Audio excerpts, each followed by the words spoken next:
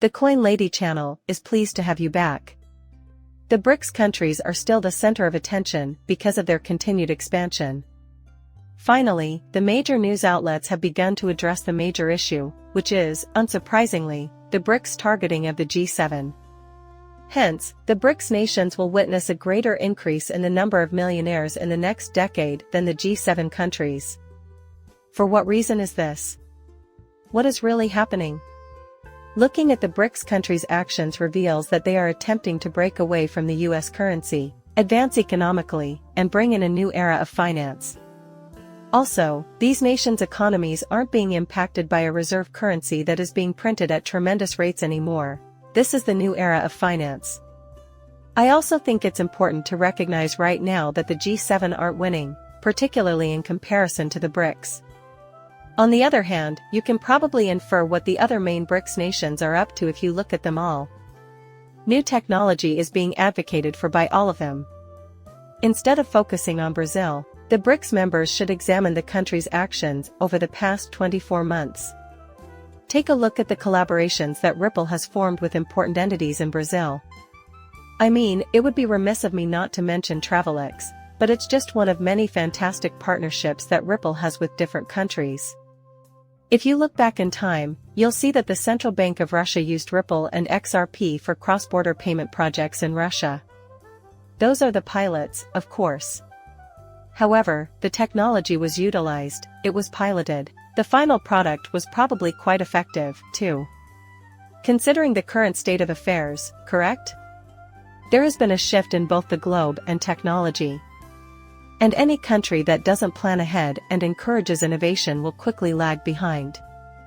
This is why it's so important to back pro-innovation politicians, which is something I stress to everyone. But this isn't all, we also have this area. We all know that the rapidly expanding BRICS has been considering the possibility of establishing its own common currency for some time now, and Michael Branch has reposted this. However, rumors have recently surfaced suggesting that the bloc has formally begun developing it. The development of their unified currency has indeed begun. Everyone now believes this will dethrone the US dollar as the reserve currency and cast doubt on the dollar's overall reserve currency position. You do remember that I brought this up before, right? Regarding reserve currency, the most revolutionary aspect of fast settlement made possible by DLT is whether or not we truly require one. Blockchain technology, in particular, renders reserve currencies obsolete. Not many people know about that. The sole justification for our reserve currency is the necessity for a reliable medium of exchange whose value can be guaranteed for a period of 3 to 5 days during the settlement processes. Because, once again, the settlement of a cross-border transaction usually takes 3 to 5 days. The chosen settlement currency, which is often the US dollar or another reserve currency, must remain constant in value and not experience a substantial depreciation over that period. We require a reliable medium of exchange for this purpose, and that is the sole primary rationale for maintaining a reserve currency. However, after you have immediate payment, this raises the whole issue of a reserve currency. This is another reason why I believe the reserve currency designation is currently facing significant opposition. Some even wonder if a reserve currency is necessary at all. The legislative debates and the race to become a crypto hubbub are receiving more attention than ever before, and I think it's time we started exploring additional technologies and pushed the boundaries a bit. We will also discuss the rising demand for gold, but I believe this is the main reason for it. The BRICS are almost ready to unleash the technology for their new monetary system, but almost no one here knows this. Previous BRICS summits, like the 2022 one, have laid the groundwork. All that is needed now is the launch date. As you can see, this was taken in June of 2022, which is nearly 2 years ago. Among the many groundbreaking announcements made at the summit was the establishment of a new reserve currency that mixes other currencies and is backed by precious metals. This currency will compete with the US dollar. This might be seen as another reason for the recent uptick in the purchase of precious metals, particularly gold, which has been the center of attention. We have been hinting at a massive shift in the international monetary system for quite some time, even on this channel, and I believe that this is all leading up to it. However, I believe that dropping hints about it is no longer necessary. Now I'm not sure if the BRICS are out to destroy the US currency or if they're simply trying to innovate outside of the conventional system. It is imminent and is taking place. Because issue is so underdiscussed in the mainstream media, I believe it is important that we bring it to light. The role of the BRICS is not being adequately highlighted. The BRICS pose no threat to the US dollar, regardless of whether you think they're a hoax and won't be able to dethrone it.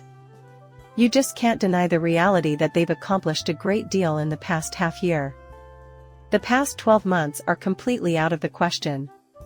Furthermore, the Bank of America has provided a prediction regarding the US financial system's future. Keep in mind that earlier this month in February, we heard the CEO say that the firm is getting ready for a possible default on US debt. Here we can see a hint of that again within this one. So, let's start with the obvious, this area.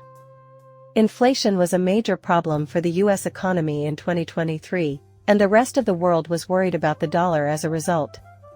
Concerns are still prevalent, but the situation is becoming less dire, therefore American citizens faced greater uncertainty thereafter, amid geopolitical pressure brought on the BRICS de-dollarization. The Chief Executive Officer of Bank of America has made a prediction on the US economy's trajectory.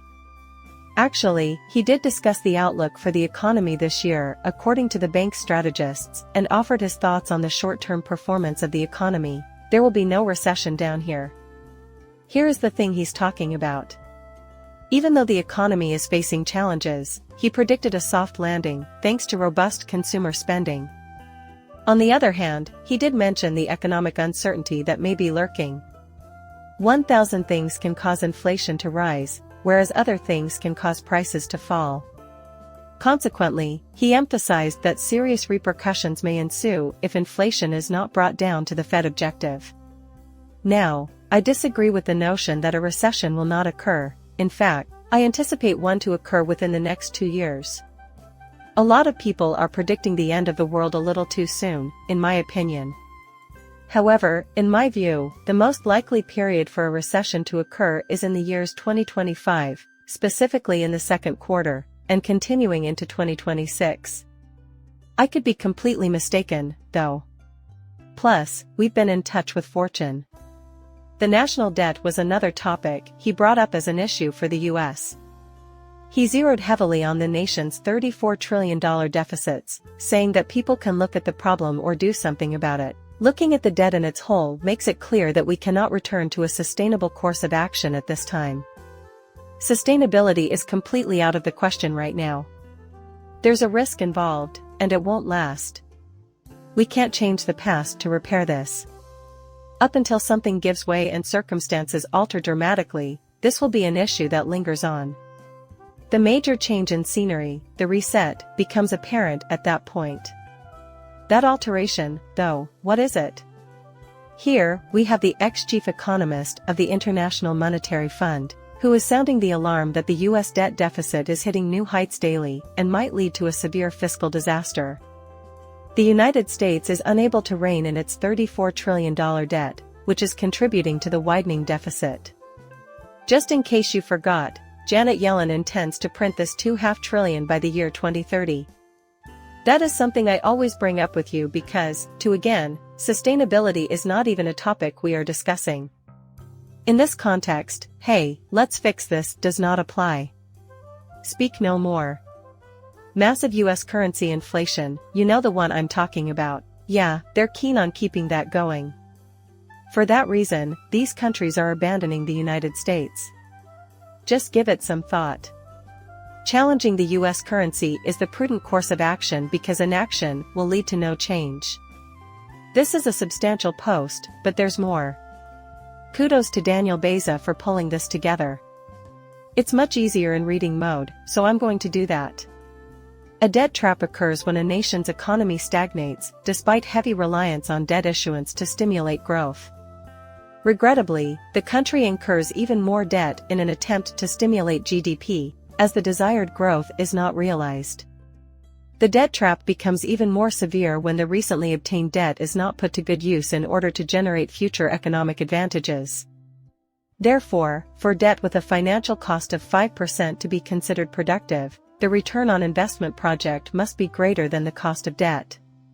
From 2000 to 2018, global economic growth increased from 33.5 trillion to 80 trillion, but overall debt reached 247 trillion. To put this in perspective, total global debt was 62 trillion in 2000 and GDP was 33.5 trillion. In other words, the world's 46 trillion in Ponzi economic development would not have been possible without 185 trillion in global debt. This is something I brought up in relation to the financial crisis of 2008. I get the impression that a lot of people were under the impression that we recovered. From that point on until the epidemic in 2020, it appeared like we were making a full recovery.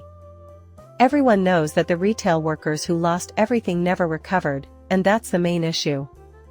Besides that, not much changed. Nothing changed when we looked at total debt versus GDP, if this data alone is considered. They merely bolstered the economy and the markets to provide the impression that we recovered. After the bailouts of all the real banks were complete, we reverted to our old tricks, including the Ponzi scheme that was the fractional reserve banking system. And we persisted until the wheels began to fall off. After reaching the age of 20 was that the point when things started to crack. We've kept cracking ever since, and it seems like they won't stop until something changes. So, that's basically where we are, isn't it? These days, we just sit about and wonder, what the fuck is going to happen? Will this year simply be another 2008?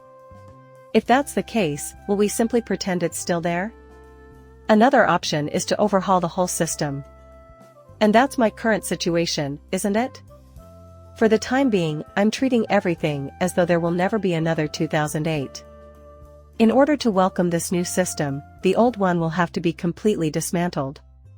On top of that, distributed ledger technology, DLT, also known as blockchain technology or private ledger technology, will play a significant role. Also, items like stable coins and CBDC, which are tokenized, will begin to appear.